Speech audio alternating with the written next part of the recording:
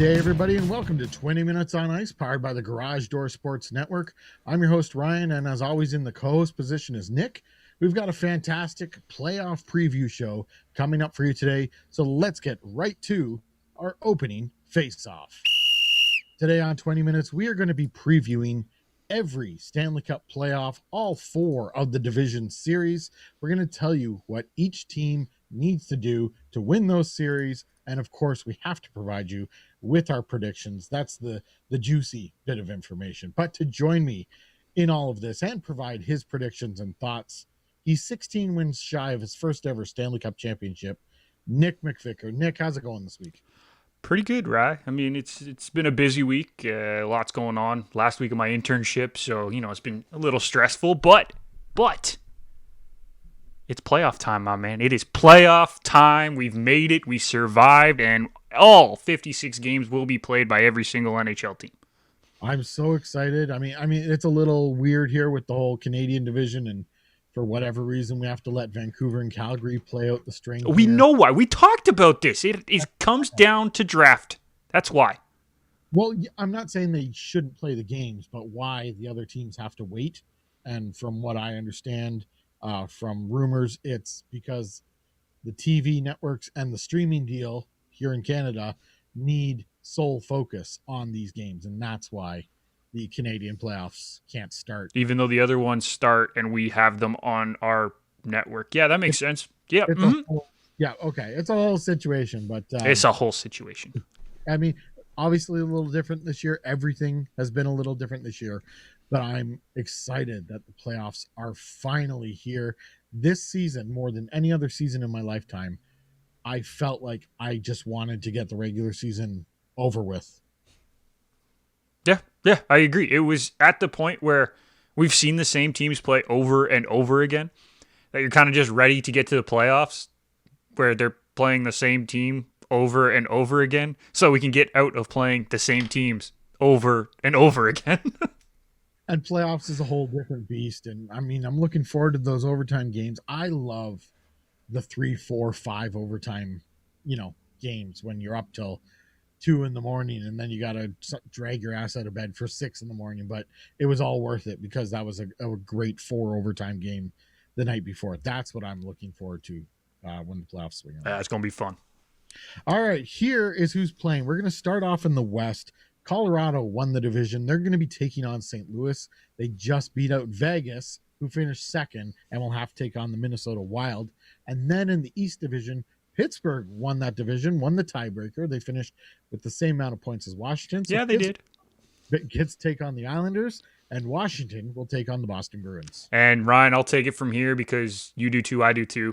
Central Division, Carolina finished 2 points back of Vegas and Colorado in the President's Trophy race, so they get the privilege of taking on the Nashville Predators in the first round. And in the other matchup in the Central, we got the Florida guys, our Florida Panthers, taking on their state rival, Tampa Lightning. And in the North, our home and native land there, Ryan, with all your Toronto Maple Leafs jerseys, you're happy. Toronto finished first. They get to take on Montreal for the first time since 1979 in the playoffs. And, on the other side, Edmonton and Winnipeg is going to be a fun matchup with the number 1 player in points in the league facing one of the top goalies. Absolutely. Reigning Vezina Trophy winner, Connor Hellebuck. So those are the 16 teams that are on the journey to the Stanley Cup. They are on the journey to the semifinals where they will get to play different teams. And don't forget, this year, of course, Nick's happy about that. Finally. They will reseed 1 through 4 once they get out of the division, and then everything's on the line. Throw everything out the window because we don't know how these teams are going to react when they actually have to play different teams that they haven't seen all season. So we've laid down the teams that we're going to talk about, laid down the series. Nick, let's get right to it. Here we go. Starting in the West, you and I, more you, have been on the Colorado Avalanche bandwagon, and they will be taking on the St. Louis Blues in the first round. Let's start off with, gotta go, who Colorado's the favorite. I'm not saying anything out of line there. And what Colorado has to do to win this series. And for me, Grubauer has to keep being Grubauer. He was steady Grubauer this year, and that's what they need from him. No shakiness, just stop the puck. Colorado's not going to allow many shots, and if they can do that, they can keep St. Louis off the board. St. Louis did have a strong power play. They were sixth this year, but Colorado also had a strong penalty kill, eighth in the league. So I think Colorado can nullify St. Louis's superstars. And if the goaltending holds up, which it should, I believe it will, that's how Colorado is going to win this series. Colorado's going to win this series by playing Colorado-style hockey. That's the key. If they can play their game and continue to play their game like they did all season, they're going to be just fine.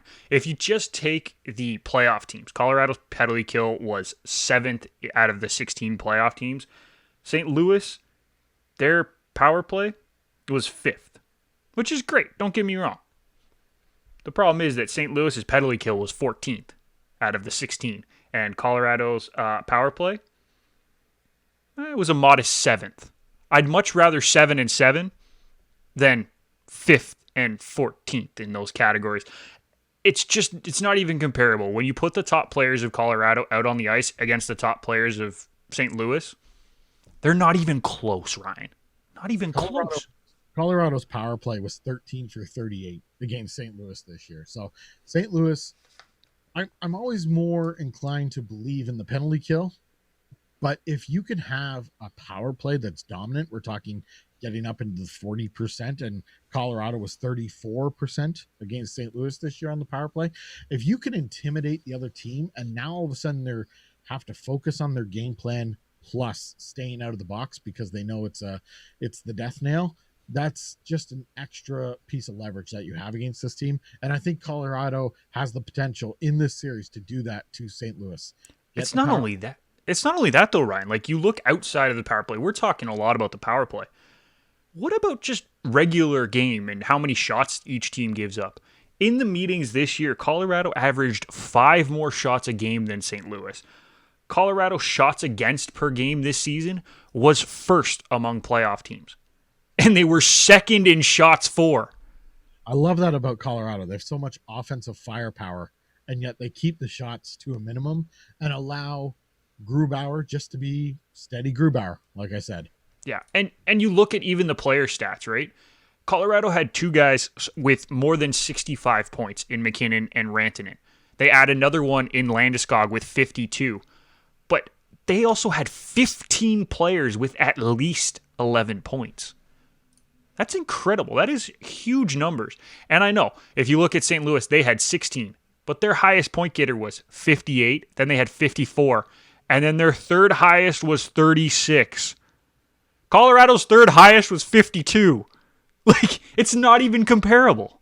Now, you can get a hot defensive player or a hot defensive line or unit that is able to shut down an offensive unit. But Colorado does have some depth, so they do plan on obviously fighting through that. Colorado did win the first 5 meetings of the year against St. Louis. But in the last 2 meetings, April 24th and 26th, St. Louis won 5-3 and 4-1. So what does St. Louis need to do to win this series against Colorado? Hope Colorado rests players like they did down the stretch. They were not playing at 100%. That's the sad thing. They got the President's Trophy on the last day. They were not playing 100% down the stretch, and there's no doubt about it. They were locked in for the last little bit, and St. Louis was fighting. Don't forget, St. Louis had to fight to get into the playoffs for the longest time. I think Colorado's just too good. I think they have too many weapons. You can talk about the top line of Rantanen, McKinnon, and Landeskog. But what about Kadri? What about Burakovsky, who has an absolutely elite shot when he wants to take it? I would like to point that out. When he wants to take it. It's not like Ovechkin who takes it all the time. It's when he wants to take it.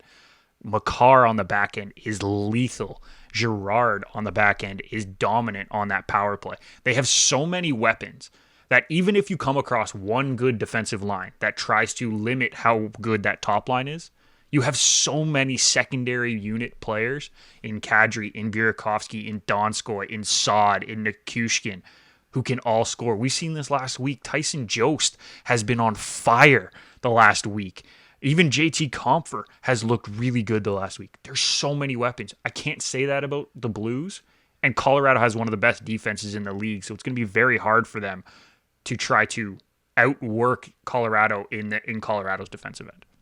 St. Louis is going to need to take pride and need to find a way as 5-man units, not just one unit, two units deep, At least to make the focus on shutting down the Colorado Avalanche, and not just limiting the damage, but there's going to have to be a significant shutdown and nullify those lines. And then at the same time, they're going to need their depth to provide them with scoring. So maybe they're going to need to grind out a 2-1 game, a 3-1 game, and they're going to need to do that 4 times. And on top of that all, Binnington can't be crazy Binnington. Binnington has to be solid Binnington that we saw in the 2019 Stanley Cup run there. You ready for a really crazy stat in my mind, Ryan? And I don't know how much you're going to believe this is a crazy stat. But out of all the players that Colorado had that played at least 10 games, and I want to see how many that is, that's 25 players. There was only 3. No, I'm sorry. Yeah, 3 that had a negative plus minus. Just so you and I have talked about it all year. We like Colorado. I got a few points I want to touch on. So Colorado, that's fantastic. They have so many plus players. I love that they keep the shots down. Low percentage shots too when they're on net. Yeah. The goaltending is steady, and that's why they have so many players in the plus category. On top of that, they have such deep scoring and elite players, people who can score at a high level, and that defensive unit can score and shut down. These guys are ready and built for the playoffs, and it was important for them to win the division, win the President's Trophy.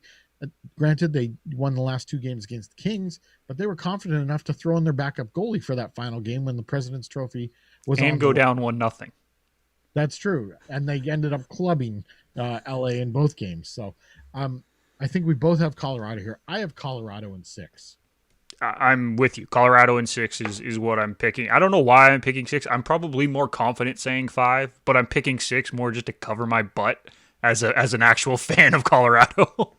I have to give St. Louis some credit. They are a Stanley Cup champion 2 years removed, so they know what it takes to get the job done. So I don't think they're going to be manhandled or pushed aside easily. But I don't think they're going to be pushed aside easily, but I just think Colorado's that much better. Like, if this was Colorado versus Minnesota, I'd be a lot more concerned. Really? Okay. I thought, if it was going to be Colorado, Minnesota, I was prepared to say that Colorado was just going to clean them. No.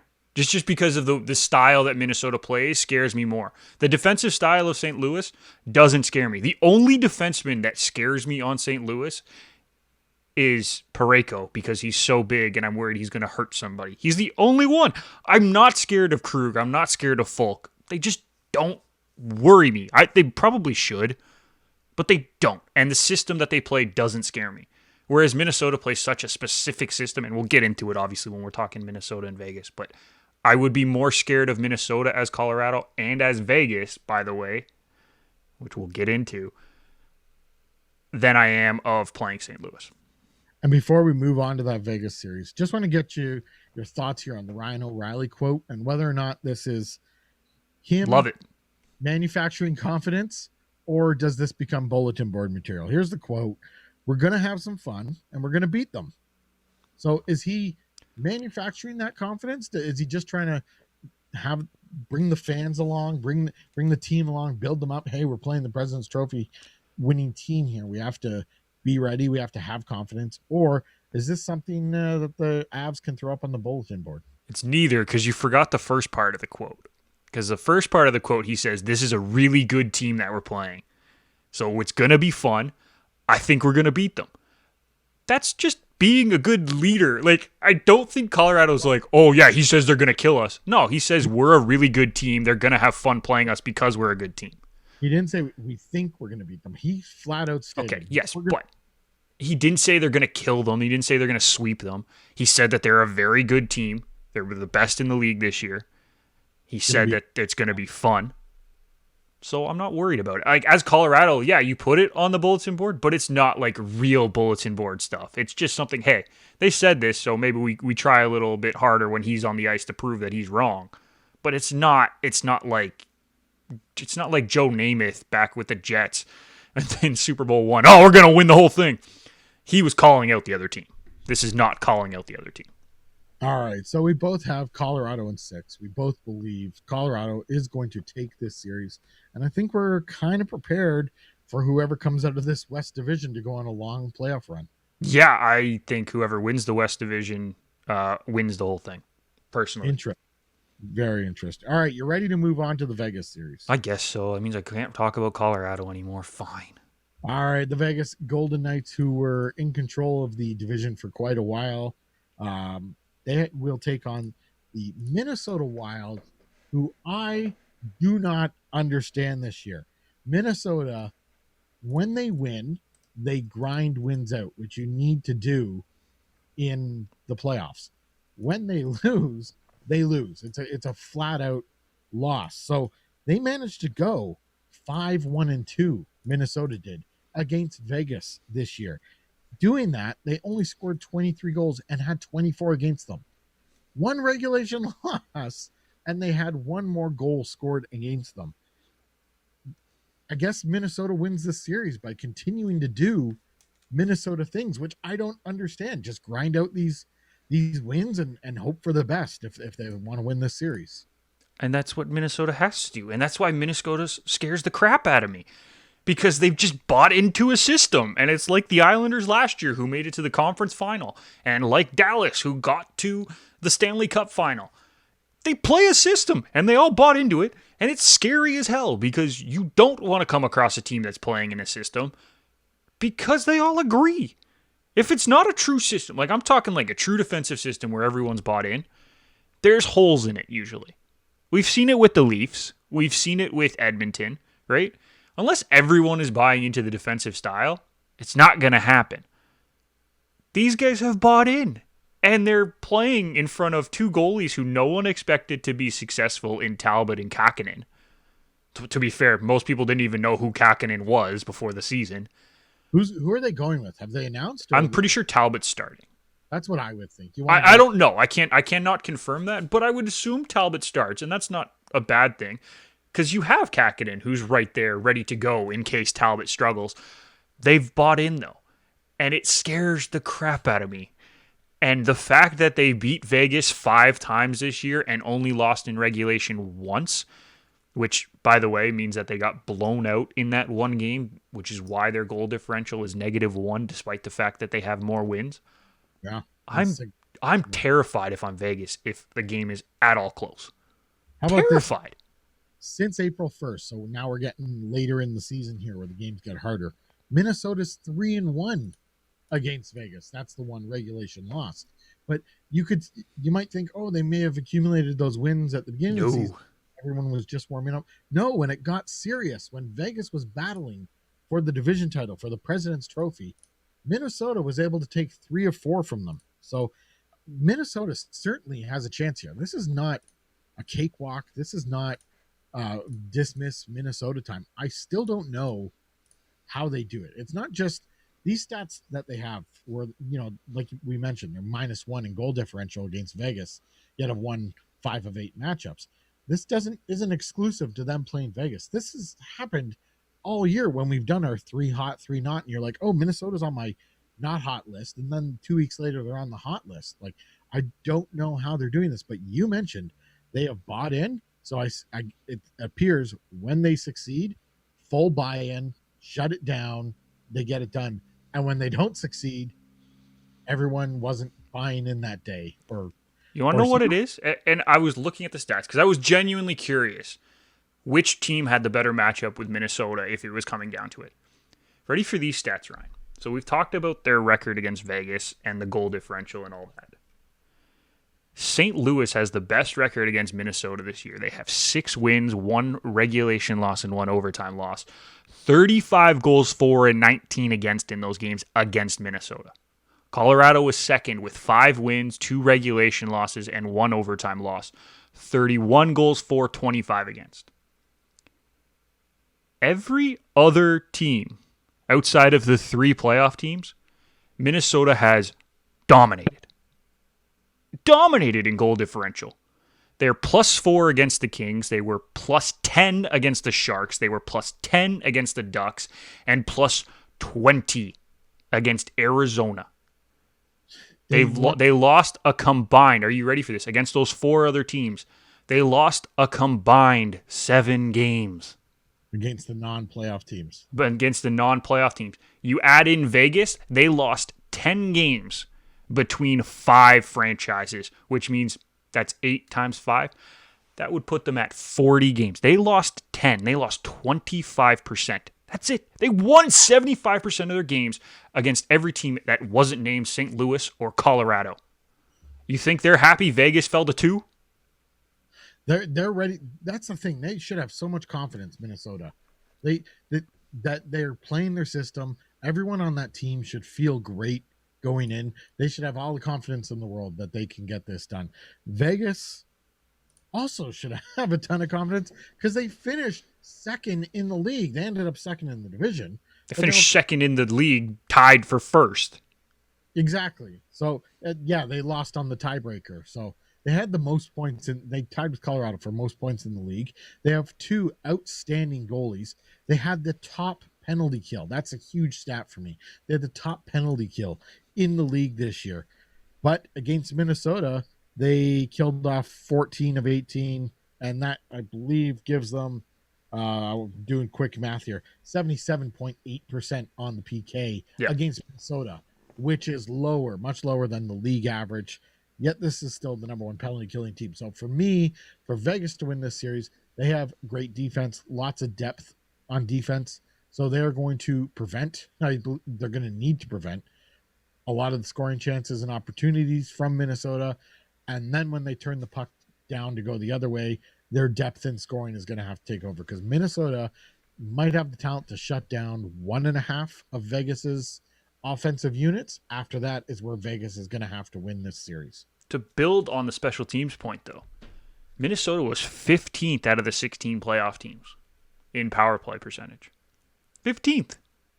And yet it goes up 5% when they played Vegas. Yes. That's insane to me. They just have figured out Vegas's number. It could be a style matchup. It could be so many things. If I'm Vegas, I'm genuinely concerned. But at the same time, I have confidence that we are good enough to beat them. Which sounds crazy. I think that's what these teams are going to go long, I believe, long series, because both are prepared to dig their feet in and realize they are in for a dogfight here. This is going to be tooth and nail. This might be, all these series are going to be really spectacular. And this one might end up being the best because this is just going to be a brawl in every facet of the game. This series will live and die, though, by how well Kirill Kaprizov plays in his first playoff. If he is not going, Minnesota might get swept. If he's on, it becomes very, very different because I just want to get the stats here. He had 6 goals against Vegas this year. Yeah, 6 goals, 8 points in 8 games. And he was shooting at an 18.8% clip. Now Vegas is going to focus on him and try and shut him down. So that's where you need your depth. And I don't know if Minnesota has that this year. And that may be where they end up falling short. But let's predict our winners here for this series. I have Vegas. But like I mentioned, I think it's going the distance. So I have Vegas in 7 on this one. And you know what? I have Vegas in 7 as well. And I know I just spent that entire time saying why Minnesota probably could win this. I still think Vegas is the better team. And if it comes down to a game 7, I will always take the better team. You have to believe in Vegas because of their whole body of work. But Minnesota just needs to catch lightning in a bottle on maybe 1 or 2 of these aspects that we're talking about. And hey, if it's going 7, they have the potential to, at some point, they've won 3 games and they have the potential to take out Vegas. So 100%. I did actually star this series as upset potential here in this one. Fair enough. I agree. Okay, so we both have Vegas in 7 for that series. Just a quick thing, I did want to touch on this. Who's Vegas going to start? I think they're going to start Lehner. Fleury. Did they announce that? No, I just have a feeling because he's been the better goalie this year. Fleury went 3-3 against Minnesota, 241 goals against average, 919 save percentage. Robin Lehner, I know he was injured, but he had no wins, 2 losses. One of them was in overtime. 387 goals against average against Minnesota and an 884 save percentage. So the stats say Marc-Andre I'm Fleury. going with Fleury. The contracts say Robin Lehner. I'm going with Fleury. I'm sticking with my answer. I'm going with Fleury, Ryan. All right. So we both have Vegas in 7. Colorado against St. Louis. We both have Colorado in 6. Nick, you polled all of the Garage Door Sports. As many as I could. I missed a couple. A couple of them I didn't get to, but as many as I could. You've polled all the employees of Garage Door Sports Network to see what their picks were for all of the West series. So why don't you lead us off with that? Yeah, so I got Kyle, Irfan, TJ, Matt, Justin, Jake, and Logan. Great group of guys. All gave me their picks, and pretty much unanimous across the board, except for TJ is the only one who decided to take an upset. He has Colorado losing to St. Louis in 7 games. Everyone else had Colorado in 6, except Irfan, who had them in 5. And then every single person has Vegas to middling degrees in different levels of, or number of games, I should say, not levels. What am I saying? Oh, it's been a long day, Ryan. I apologize. That is more of a testament to Minnesota and how well they will perform. Yep, I agree. Agree 100%, my friend. One's confident enough just to go ahead and write them off. So we will be coming right back with the East Division. We're going to be starting off with the division winners, Pittsburgh Penguins. Hey guys, it's producer Jake here from Betting House, the Garage Door Sports Network's ultimate degenerate gambling podcast. Catch our episodes weekly on Apple, Spotify, and Google as we bring you banter, laughter, and of course picks for all sorts of games throughout the week. Give us a follow on our socials at BettingHousePod, where you can catch all our bets each week, as well as some bonus content. Remember to always gamble responsibly. Let's get rich. Nick, we're back here. 20 minutes on ice. Ryan, Nick, it's time for the East Division. Just wanted to quickly touch on Garage Door Sports. Head on over to garagedoorsports.com. All these people that have given us their picks, we thank them for helping us out, but you can thank them by going to the shows tab and checking out all of the shows on the network. Lots of great content there. So what a plug. I love it. Good job. Be sure to hit up garagedoorsports.com. Everything under the shows tab. Nick, the Pittsburgh Penguins, they did tie in points with the Washington Capitals, but they won the division on the tiebreaker, and they will play the New York Islanders in the first round. Last time these two teams met, I believe the Islanders upset the Penguins and swept them out of the second round of the playoffs. So you lead us off. What does Pittsburgh need to do to prevent that and actually win this series? Hope Crosby has a great series. I don't know. I think they're the better team. Why I think they're the better team, I'm not really sure. At the moment, they have scoring. Crosby's firing. Malkin's back.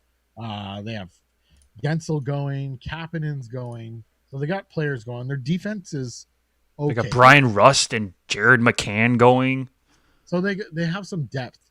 But then on the other end, New York Islanders have structure and an abundance of defense.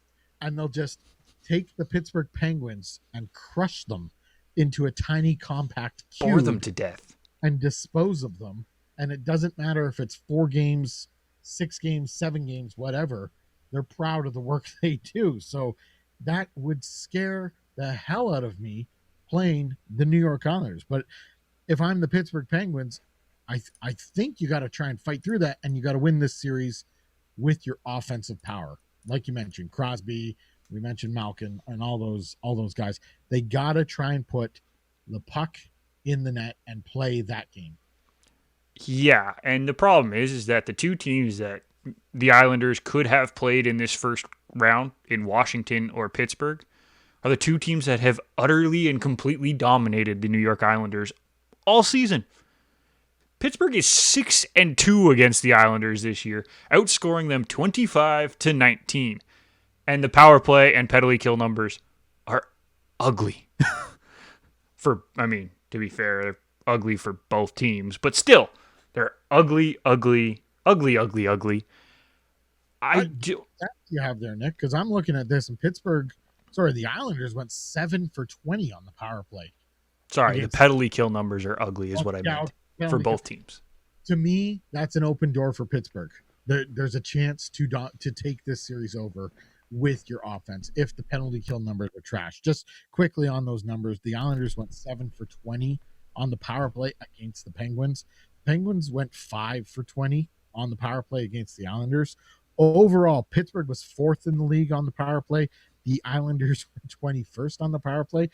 I more like their penalty kill numbers, which were 6th in the league, but that did not show up when they played the Pittsburgh Penguins. No, it did not. They forgot how to play on the power play when they played the Pittsburgh Penguins, and they honestly kind of forgot how to play on the power play. Or not the power play, the penalty kill. And they kind of forgot how to play on the penalty kill against the Washington Capitals, too. So, again, it wouldn't really have mattered if they were playing Washington or Pittsburgh, because both teams went 6-2 against the Islanders this year.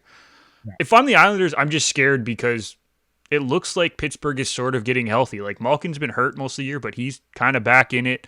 The guys are going.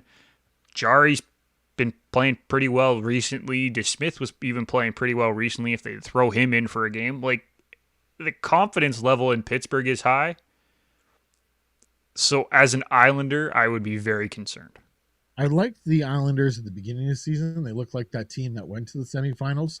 And as the season progressed, I thought they regressed.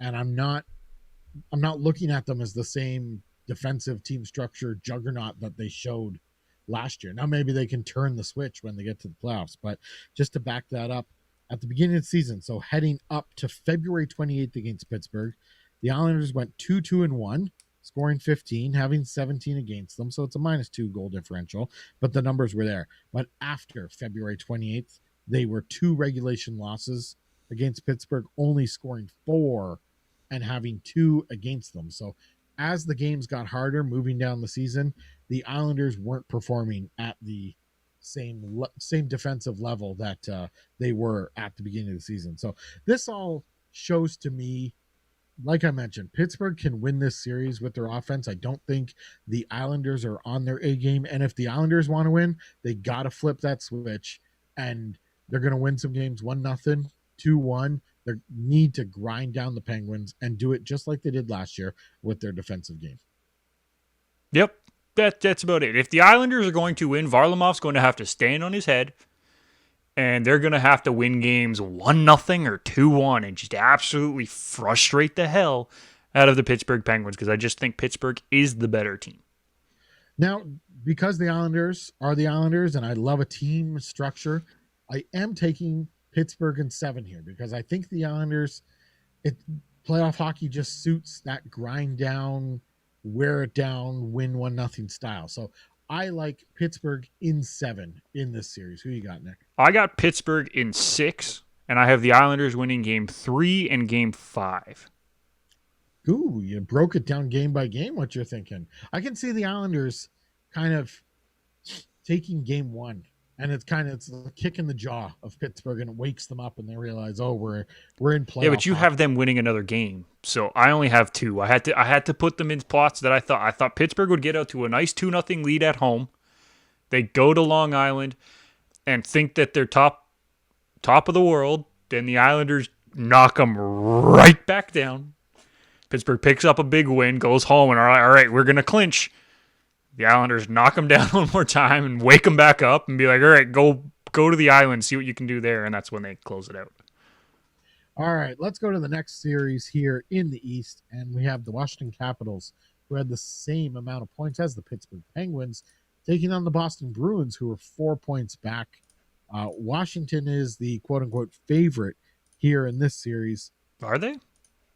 Well, they're the home team, okay? Yeah, I don't know if they're the favorite. We'll get into that. But Boston looks like the Boston Bruins again. Team structure, they got that great top line. I don't know if Washington has something that can shut down that line. Boston's coming in full force like a charging express train here, and Washington's just going about their business. They had to deal with that New York Rangers bump in the road a couple weeks ago. But I like Boston for a few reasons. Power play, 10th in the league. Penalty kill, second in the league, 86%. That's a big highlight for me. Washington does have good penalty kill numbers. They were 5th in the league. Boston's power play against Washington, 3 for 24 there. They were shut down by the Capitals. Washington's power play against Boston, 9 for 30%. So even though Boston has this tremendous penalty kill, doesn't look like it got the job done enough against the Washington Capitals. But like I mentioned, if Boston's going to win this series, they're going to do it with Boston Bruins hockey. Great goaltending, team structure, and it just suffocates the other team. And all of a sudden you realize we're down, to our last chance here, and it feels like we have no hope. And that's how Boston can win this series.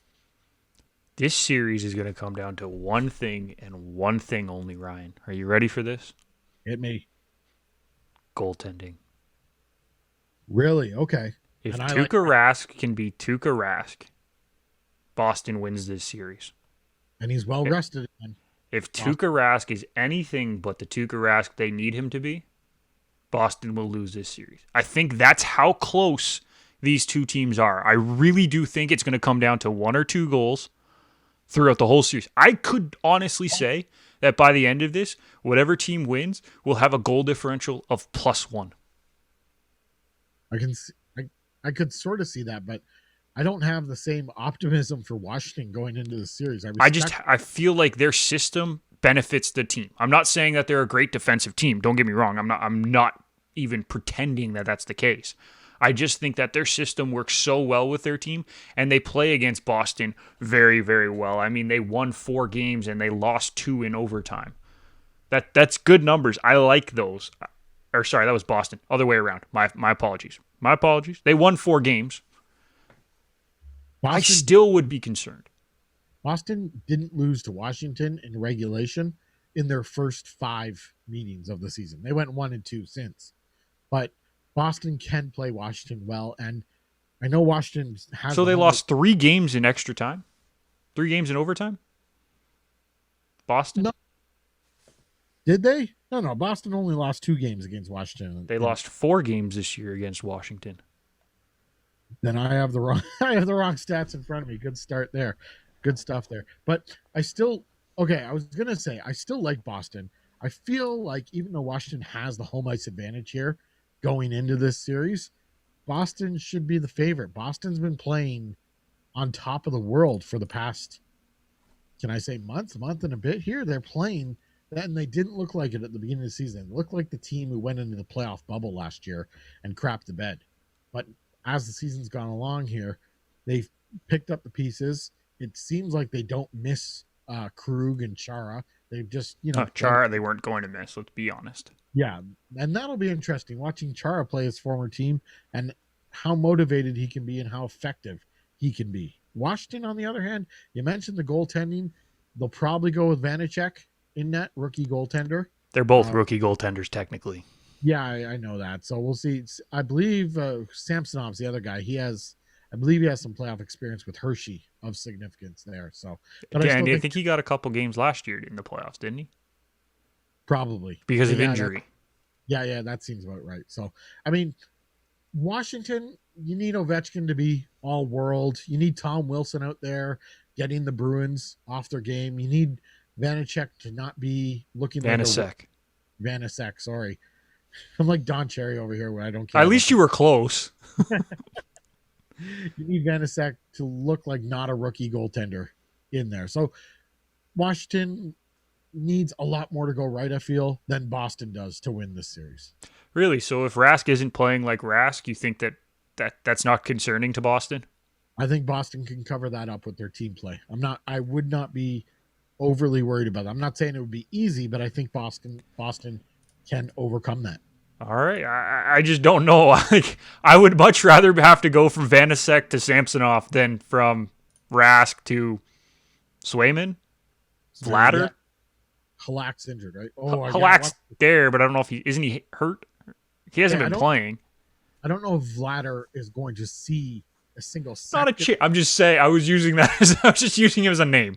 The one time that he played 5 games this year. One of his games was against Washington, and they just smoked them 8-1, and he had to stay in there for all 8 goals because it was the second half of a back-to-back. So he's not seeing any action there. But no, I think Boston can cover up one deficiency. If two aspects of their team go down, like offense and goaltending, that's hard to cover up. But if one of them goes down, I like their team structure, and I think they just keep moving along. Whereas if Washington, if something falters, I don't think that they have enough to cover that up and get past the Bruins. So. I just don't know. I don't know. I as I said, I think it comes down to goaltending. And the thing is, I actually think Rask will be fine. But it comes down to goaltending, and whichever goalie plays better, I think gets their team to the end. All right, Nick, I have the Boston Bruins in 6. Not necessarily a close series in my mind, but still give Washington enough respect that they win 2 games. I have the Bruins in 6. What do you have? I got Bruins in 7, man. So we're on the same team path. We keep picking the same teams, a little different on the games. Let's go to the Garage Door Sports polling station and see what the results are there amongst the employees. Well, this one was a little bit more up in the air, right? And there was a lot of back and forth. Kyle, Irfan, and TJ and Matt all had the same picks. And Matt was the only one who didn't have Washington in 7. So I think a lot of people think that Washington-Boston series is going to go very deep. And then for some reason, Justin, Jake, and Logan all have the Islanders beating Pittsburgh, which I'm a little surprised by. But at the same time, we talked about it. There's a chance. And then Jake and Logan both have Boston with us. So we got outnumbered on this one. The network is 5-4 in favor of Washington on that one. So it will be interesting to see how that kind of plays out. And I think we're going to have some fun with that.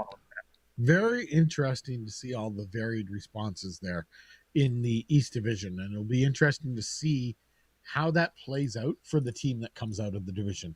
Whether or not you could look at that and say, oh, they're more ready because it's a variance of successful teams that they have to get through, or, it's just a tough division and then they're going to be beat up. So we will see. Can't wait to get to that semifinals. It's going to be so interesting this year when all of a sudden you see teams playing other teams that they haven't even looked at this year. But we will be coming right back with more on the 20 Minutes on Ice playoff preview show.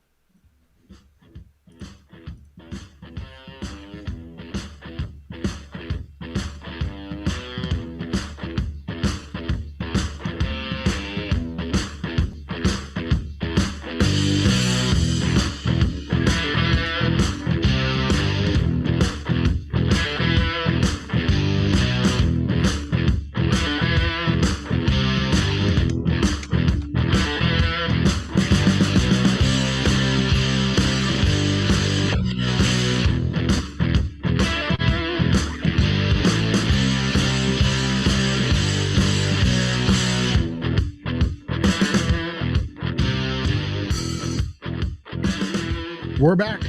20 Minutes on Ice. Ryan Haslett, Nick McVicker. Nick, it's time to get to the Central Division. The Carolina Hurricanes took this division, and they will play the Nashville Predators. Let's look at what Carolina has to do to win this series. For me, Carolina has to put on a pair of skates, make sure they're on the same feet, make sure all on the proper feet. Make sure you have all your equipment with you. You're wearing the proper jersey. And if you do those things, things should go well for the Carolina Hurricanes in this series. This is not close. Well, let me unmute my mic. I think it's my turn to talk. They're by far the better team in this series. Like, it's not even close, as you said.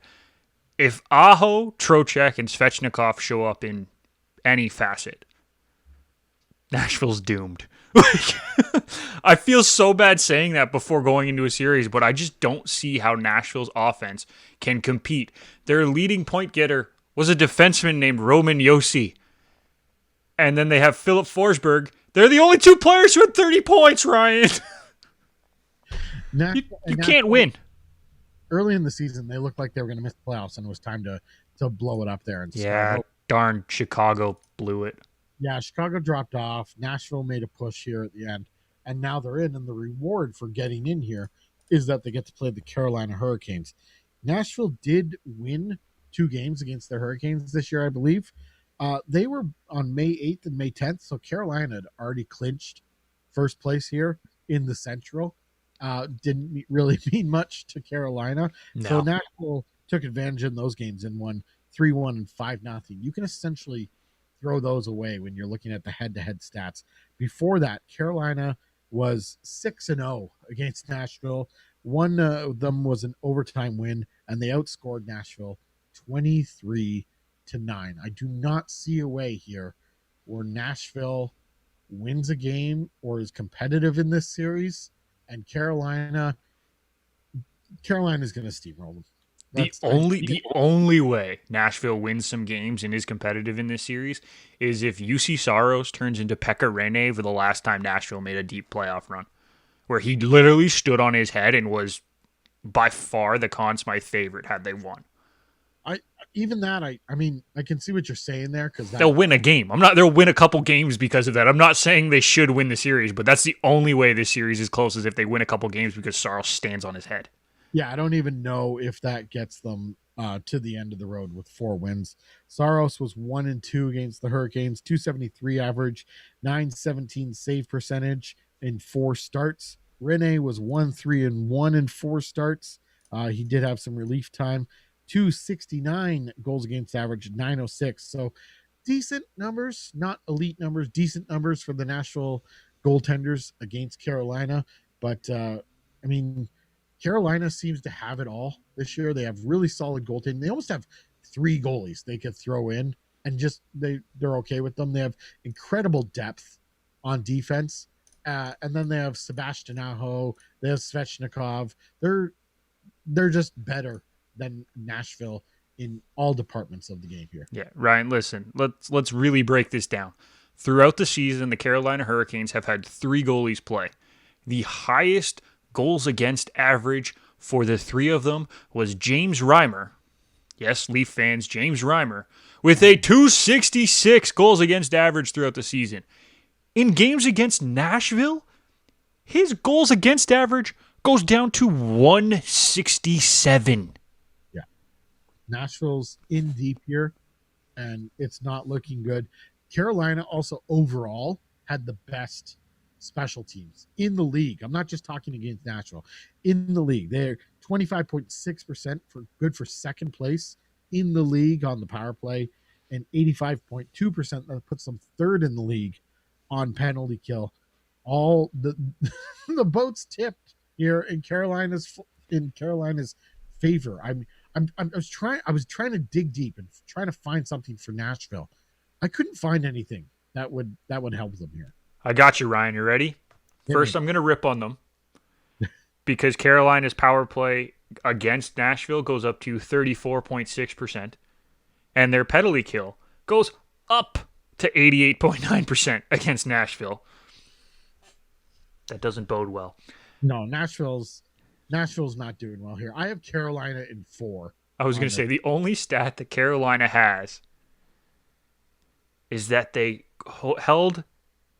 Nashville has, is that they held Carolina to within 1 goal or 1 shot difference across 8 games. So they were close in shots. That's all I got for you. You asked me to find something. I found something that was positive. That was all I got for you. It's reaching. I mean, all these stats. That's why I have Carolina in 4. What do you have, Nick?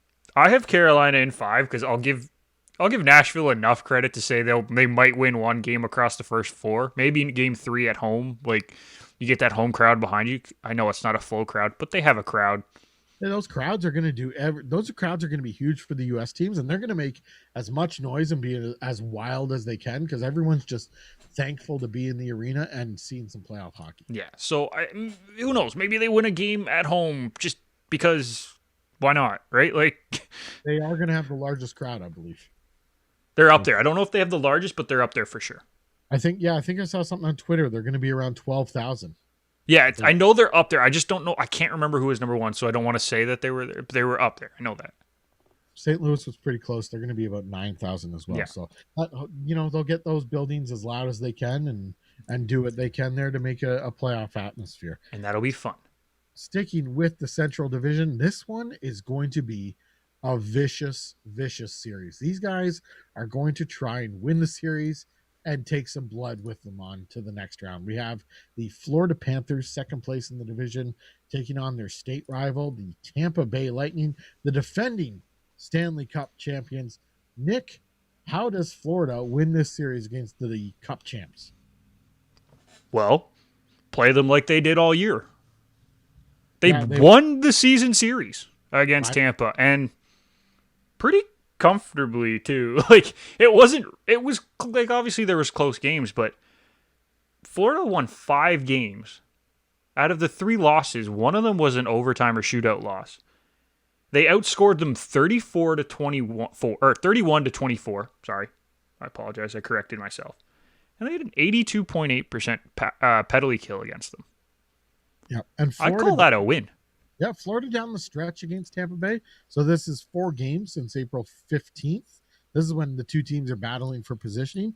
Florida went 3-0-1 against the defending Cup champions. So those are tough games down the stretch where they actually mean quite a bit. And Florida did not lose in regulation, 3-0-1. Another stat I wanted to highlight, Vasilevsky against the Florida Panthers this year. Couple question marks. Now he's Stanley Cup champion, probably the best goalie in the league. I don't think these question marks are going to stick around. They're not concerning, but they're question marks. I get what you're saying. 6 games played against the Panthers, 2-4-0 is his record. He has an 898 save percentage against the Panthers this year and a 336 goals against average. Those are yikes numbers. Oh, hold on. You want yikes numbers? Let's look at Florida's guy though.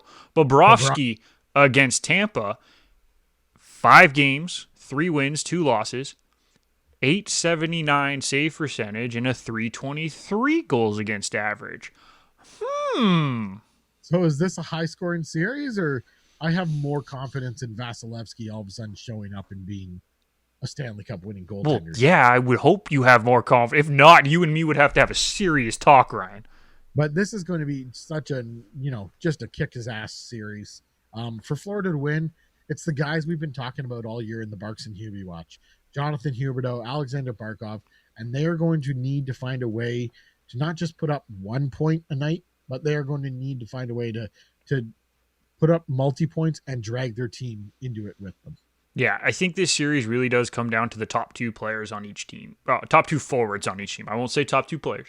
Top 2 forwards on each team, because if Huberdeau and Barkov can outscore Kucherov and Stamkos, Florida's in a good spot, because the rest of the team is pretty even. If you look at Florida, I guess if you take 2 out, the 3 through 18, and you take Tampa 3 through 18, other than Hedman, it's pretty even, honestly, like points-wise. There's not a whole lot of separating them. So I think if Barkov and Huberdeau can really step up and have the playoff performance that we've expected from them this season after doing the Barks and Hubie watch ride, they could win, especially because Kucherov hasn't played a game. We don't know what we're going to get from him. I'm worried about the Kucherov situation. We've seen players jump into the season halfway through and take a long time to get caught up to speed. And there's been some rumblings about this is kind of a fudgy situation here. With Kind of. Kucherov situation. But he's got to all of a sudden get up to speed playoffs. Yeah. And this isn't like a first round series where they're playing, let's say, Dallas, and there's not, any heat there. There's a ton of heat going into this series because it's played in Florida. No, I was going to make that joke, man. There's a ton of heat because these two teams will play each other rough, and Kucherov has to step into the fire here. I don't know how effective he can be. Whereas Florida is rolling, and then they got Sam Bennett. Sam Bennett's all of a sudden a contributor on this Florida team. And if Huberdeau and Barkov end up getting shut down or minimized, Bennett's going to need to step up and continue putting up those numbers. Bennett and Frank Vetrano and Patrick Hornquist and Carter Verhaeghe and Mackenzie Weegar are all going to need to step up. I like that depth for Florida. Yeah. Tampa Bay's got some good depth too. They're going to have to rely on the fact that they're the Stanley Cup champions. They're going to have to walk in there with their chest puffed out. They're going to have to push the Panthers around just like that, Nick. And Talk they're with gonna your have, chest. they're gonna have to bank on their experience because this is going to be a hard series. There's going to be adversity. There's going to be times where it maybe looks like you're down and out, and you're going to need to fight back, and that's for both teams. And I think Tampa Bay can do a better job because they are the Cup champions.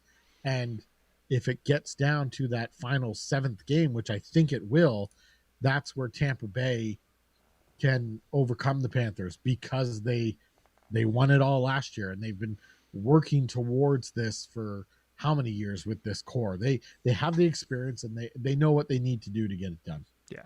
My biggest concern with Florida isn't even goaltending, although it probably should be. I don't know why it's not goaltending, but it's not goaltending. My biggest concern with Florida is the fact that Aaron Ekblad will not be participating in the playoffs. And basically what you did was you took Victor Hedman out of the Tampa lineup. You took the best defender on the team and eliminated him and said, good luck. Yeah, and then that's another reason why I like Tampa Bay, because if you look at the match up the defensemen, Tampa Bay has the better defense. So I'm taking Tampa Bay in 7 here. What do you have, Nick? I got Tampa in 6. So again, I'm with you on the team, not the number of games. I just think that loss of Ekblad is going to be too big, and if Kucherov comes out and can score any points, and Stamkos can score, and they get the depth scoring that they've had, they probably win that game, considering Vasilevsky, I think, is better than Bobrovsky. All right, let's head back to the Garage Door Sports employee polling station and see what they came up with as far as the Central Division goes. Yeah, and Ryan, you see it right there. Everyone had the same teams, except for some reason. Yeah, in the Carolina series, everyone had Carolina winning, and only one person had that going more than 5 games, and that was Irfan. We have Kyle and Jake both in 4, and TJ, Matt, Justin, and Logan all in 5. And then in the Tampa Florida series, two people had Florida in 7. That would be Justin and Jake. 3 other people had Tampa in 7, and Irfan, Matt, and Logan. And then you get TJ and Kyle, the brothers Varty. They went Tampa in 6, and it's gonna be an interesting one, right? It truly is going to be an interesting one. And it seems like all the GDS guys clearly believe, like us, Carolina's going to take care of Nashville quickly, and Tampa and Florida are going to beat each other up and take a long time doing it, which may favor Carolina in the second round there. So we'll see. Nick, it's time to get your snowshoes on and head up north and check in. It's not snowing. It was beautiful out today. It's fantastic weather today. So, and that's in the Toronto area. Just absolutely beautiful. And we're talking about the Toronto Maple Leafs versus the Montreal Canadiens. First time they've met in my lifetime. First time they've met since 1979. The only thing that's taking away from this, Nick, is the fact that there's going to be no fans in the building. So it takes away a little bit of the extra bite that would be there, but it's still going to be absolutely fantastic to see the forever rivals lock horns in the 7-game series. Absolutely. It's going to be fun. It's going to be something that both of us have never experienced in our lifetime, Montreal-Toronto rivalry. Yes, it sucks that there's not going to be fans. Let's not deny that fact. But we're going to get some very entertaining play. I think Toronto's the better team. But if Price comes in and plays like Price is capable of playing, which he hasn't played like that since the playoffs last year, that could be another story. We'll see if he's healthy. They haven't said anything. I mean, he's coming off a concussion, too. He's playing. Yeah, I would have to think he's going to try and get in there, and Montreal's going to try and force him in. But, if he just takes this series by the horns, he could guide Montreal to victory, kind of like what happened last year against Pittsburgh. And Montreal just shut down their offense. Price showed up, was all world. And if they do the same thing against the Leafs this year, they have a chance to win this series. They do have to shut down the forwards, and they got to grind them down. They have to frustrate them, and they have to get in on the defense because Montreal isn't going to score a lot of goals. So they're going to have to eke out some 1-0, 2-1, 3-1 games here if they hope to win the series. The one thing I say about Montreal that I'm really impressed with is that they do have the ability to suppress shots, especially against Toronto, a team that is notorious for shooting. Sarcasm noted. Montreal actually technically outshot them. It was super minor. It was 28.4 shots per game to 28.3 shots per game. Negligible. It's negligible. But that's a stat that surprises me. The concerning stats are the power play numbers. 18% on the power play is fine. It's not world beating, but it's fine. It's usable. It's the 22.2% on the penalty, 22.2% Toronto power play that I'd be more concerned about. But since April 17th, I know Leafs have had an awful power play. 1 for 16 in 5 games against Montreal. Montreal's no better. 2 for 16 in the last 5 meetings. So this is they are better, just one better. Power play goal better. This is not going to be a power play series. I mean, there may be some penalties taken, but nobody's going to win this series with their power play, and I don't think anyone's going to win this series with their penalty kill. This is going to be Montreal wants to win, grind it down, all world goaltending. Toronto wants to win. Pretty much, I hate to say it because Toronto's broken my heart so many times as a Toronto fan, but if they just keep going, keep going forward like they have been all season, keep playing like they know they're capable of, keep the intensity level up, then I don't think there should be too much trouble here with the Canadians. And outside of the Carolina-Nashville series, this series to me is one of the more clear cut and dry series. My only concern is the number of changes that have gone on in the Leaf lineup and the number of changes that are going to go from this past week. They've never played with the 12 forwards all in the lineup at the same time that they're going to play with in the playoffs most likely. That's a concern for me. I understand what you're saying there, Nick. Completely understand, because you're putting together a formula of 12 players that you haven't seen work yet. You've seen pieces work. You've seen line 4 work. You've seen line 2 work, etc. So you've seen them in pieces work. But when you mix that all together, what's the recipe going to look like?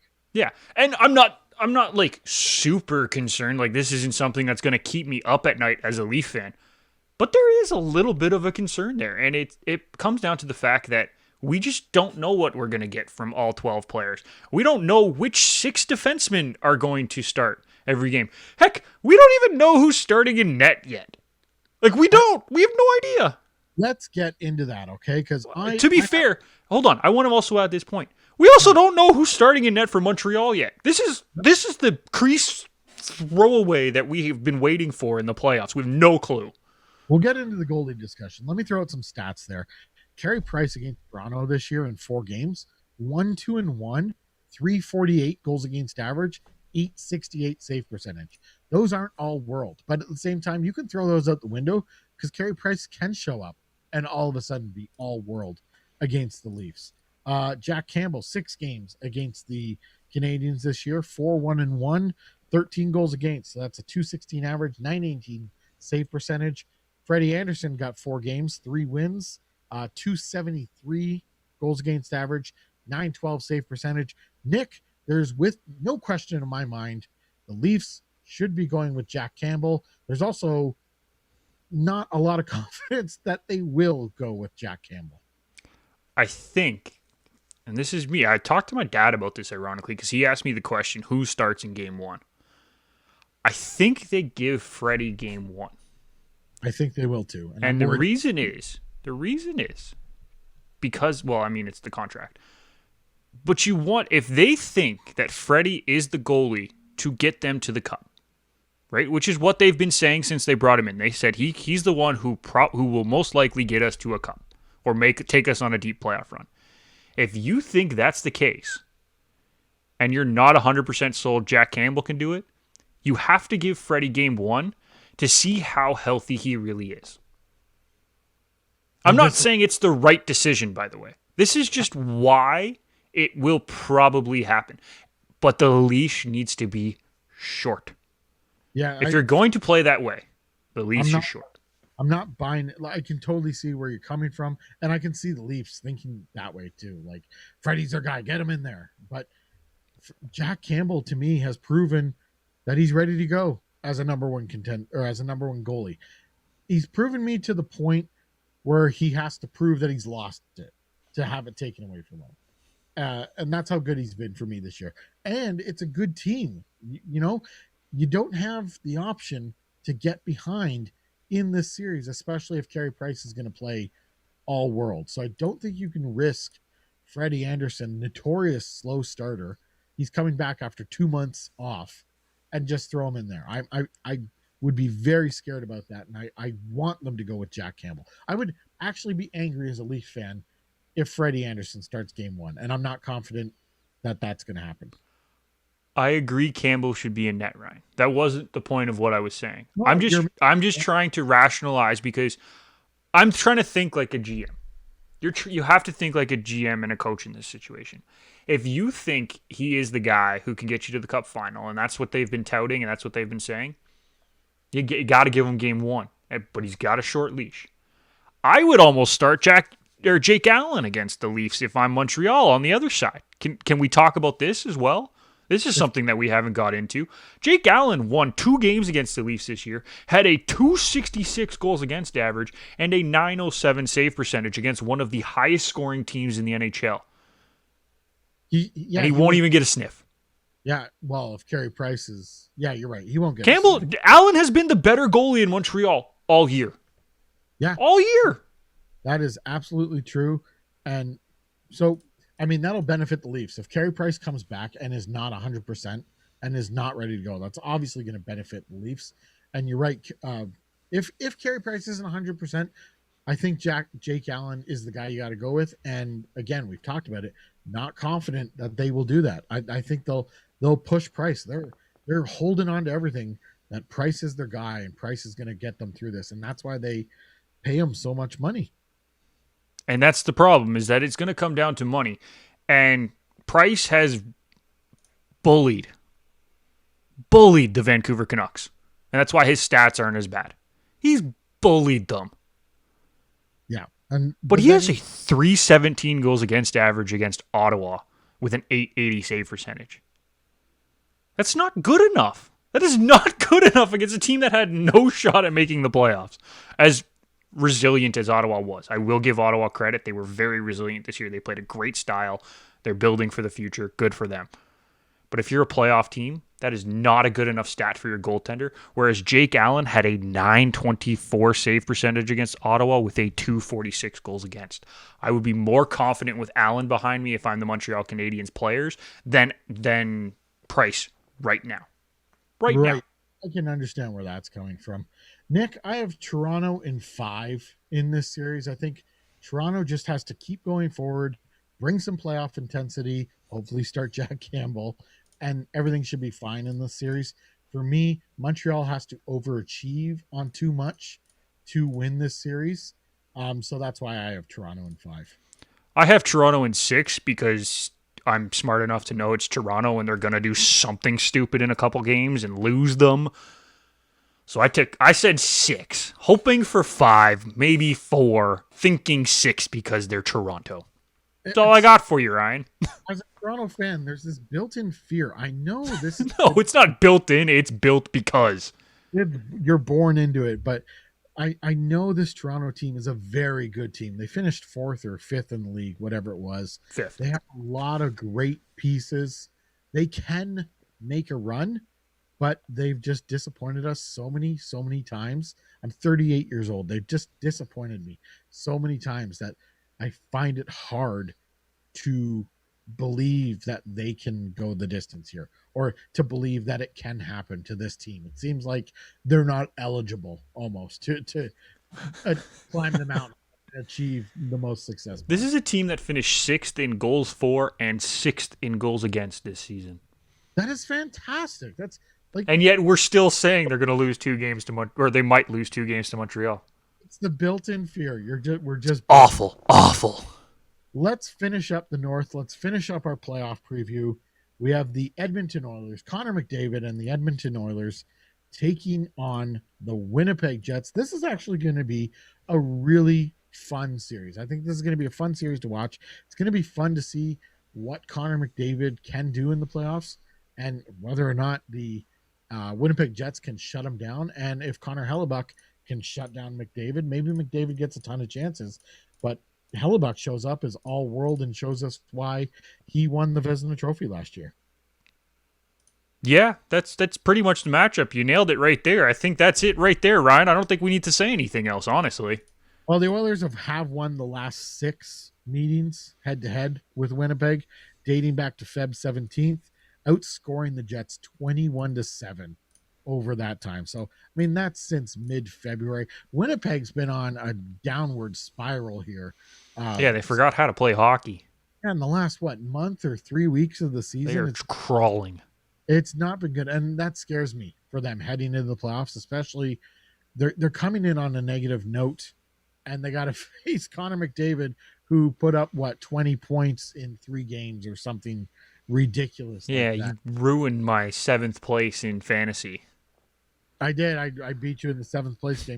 No. You did not beat me, Ryan. No. I'm not giving you enough credit. Connor McDavid beat me in fantasy. You did nothing. Edmonton also had the top power play in the league at 28%. Winnipeg has 7th place power play.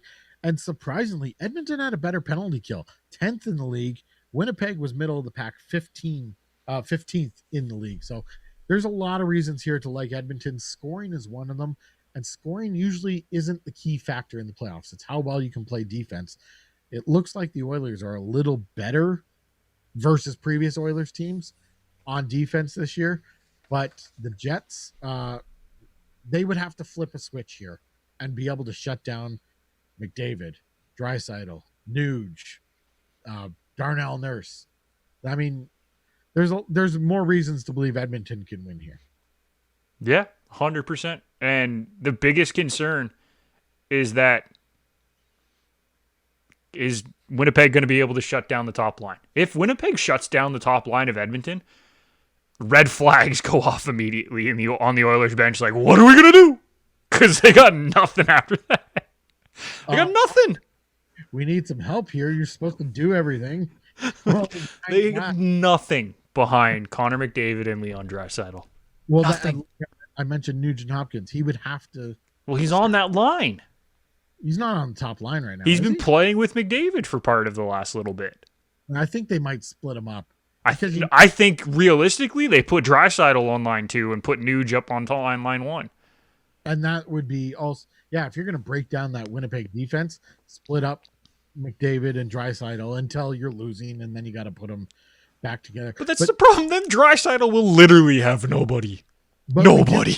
You do know that Hellebuck has the potential to just nullify that. We haven't seen it yet this year, so maybe we're asking a lot. But is that his fault or the defense's fault? This is a very different Winnipeg team than we've seen over the last few years. Their defense is weak. Weak. I don't know if I'd call it weak. I'd call it average. Just average. Maybe a little bit below average. I want to say weak. Let me pull up the defense. Let me name some of these guys. In 9 games head-to-head, Edmonton did have 34 goals against Winnipeg this year. So that's nearing 4 goals a game. So but I'm just saying in general, like, you look at the players who have played defense for 5 games this year for Winnipeg. There's 10 of them. I'm going to list them off. Tell me how many of them you would legitimately like on a top 4. Top 4, remember this, okay? Top 4. Neil Pionk, Josh Morrissey, Derek Forbert, Dylan DeMello, sometimes Logan Stanley, no, Nathan Beaulieu, no, Tucker Poolman, nope, Jordy Ben, only sometimes, Sammy Niku, not aware of him, and Ville Heinola. Yeah, take a seat, bud. How many did you say yes with, Ryan? 2? 2 or 3? Yeah, that's my concern. It's a weak core. We are talking me out of my pick here. I'll let you know my pick.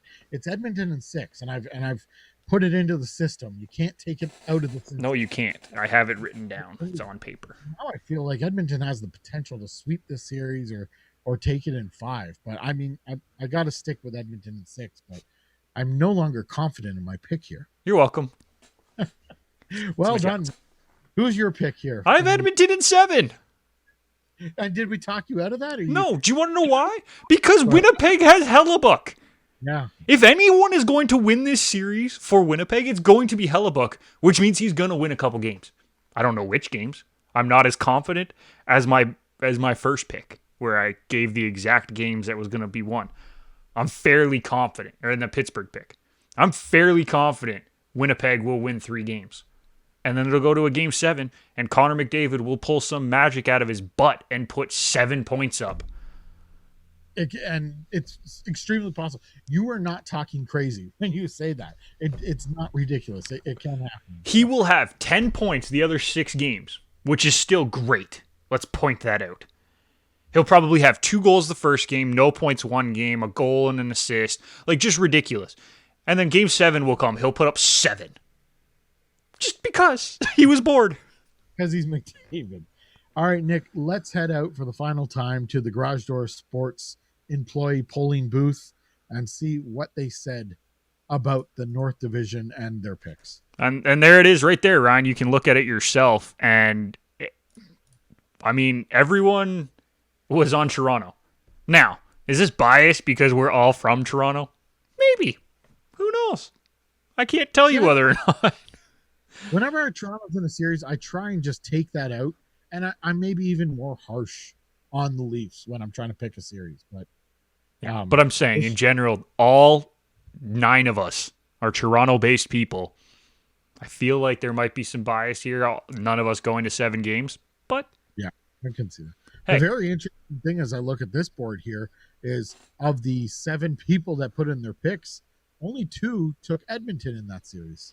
Yeah, and I think the big thing is that 5 people, including myself, have this going to 7, and then the other 4 have it going 6. So we all think it's going to be a close series, Ryan. There's no doubt about it. We believe it will be close. And it's going to be fun, and it comes down to, is McDavid going to outscore Winnipeg, or will Hellebuck limit how much McDavid can do? That's really what it's going to come down to. And why don't we just transition? Let's look at the full board. Everyone's picks are on there from the rest of the network. You and me, we'll post our picks at some point. I'm sure we will, because it's us. Yeah, absolutely. We'll share them on Twitter, and we'll get it out there. Also, I did want to quickly promote here, and it's my own little just for fun playoff pool. So separate from 20 Minutes on Ice, but you can head over to my Twitter handle at Ryan_H16, and I have a just for fun playoff pool where you put in your picks, you pick a team, you pick a game, you get points, you win absolutely nothing except your name shows up at the top of the standings there. So it's a just for fun pool. So check out my Twitter feed at Ryan_H16 if you want to take part in that. But also, we appreciate the Garage Door Sports guys putting in their picks for us so that we can have another perspective. That was fun chasing them down today, though. Whew. I can bet, Nick, but you got the info. And you know what? As exciting as this first round is going to be, and I expect it to be very exciting, we didn't get too many series with varied answers. There was a lot of consistent answering. And is this first round that cut and dry? I don't know if it's that cut and dry. I guess no. I guess it is that cut and dry now that I think about it. It's just that we've had some really, really good teams this year. You look at the Vegases and the Colorados and the Carolinas. They've been so good all season. You look at Toronto. They were clearly the best team in the North. Would you argue that at all? No, I don't think you could argue that, Ryan. They led the division for 100+ days. Straight. They were that much better than the rest of the division, in my opinion. So when you're getting those 1 versus 4s, no, those are pretty cut and dry. Especially because I think all of the 4th place teams are way outmatched, except for maybe the Islanders, just because they have the system. Other than that, I don't think St. Louis is anywhere close to Colorado. I don't think Nashville is even in the same conversation as Carolina. And as good as Montreal has played this year, considering everything, considering they don't have a very strong lineup, in my opinion, they're not close to Toronto. So you take 3 games right out. Well, it's going to be, the playoffs are finally here. It all gets started tonight, Saturday night, Boston, Washington, game 1. North Division starts 3 months from now. Whatever. We'll have another show out by the time the next the North Division starts, right? But the playoffs are here, and I am so happy. It's time to situate myself on the lazy boy and flip on the TV and even look at Sunday night's schedule. I'm so glad they did this. Game starts at 12, 3, and 7 on Sunday night. Full slate of playoff hockey coming up. And there is the horn that brings an end to this 20 Minutes on Ice and our 20 Minutes on Ice preview show. We will have episode 43 for you at our regular time on Tuesday, so be heads up for that. Be sure to subscribe to the show wherever you download your favorite podcast. If you're watching us on YouTube, hit the thumbs up and like button. That really helps us out. And subscribe to the Garage Door Sports And Network. wave back. That's why I do all the waving in the show. It's just for you guys. And wave back to Nick. He's feeling a little lonely. Follow me on Twitter at Ryan_H16. You can find my playoff pool there, like I mentioned. Follow Nick at Nick McVicker, and follow the show on Twitter and Instagram at 20 Minutes on Ice. And I did mention it throughout the show. Head on over to garagedoorsports.com. Under the shows tab, you can find us, plus all the other shows on the network. We will be back on Tuesday with our usual style show. Until then, thank you for listening. Goodbye, everybody.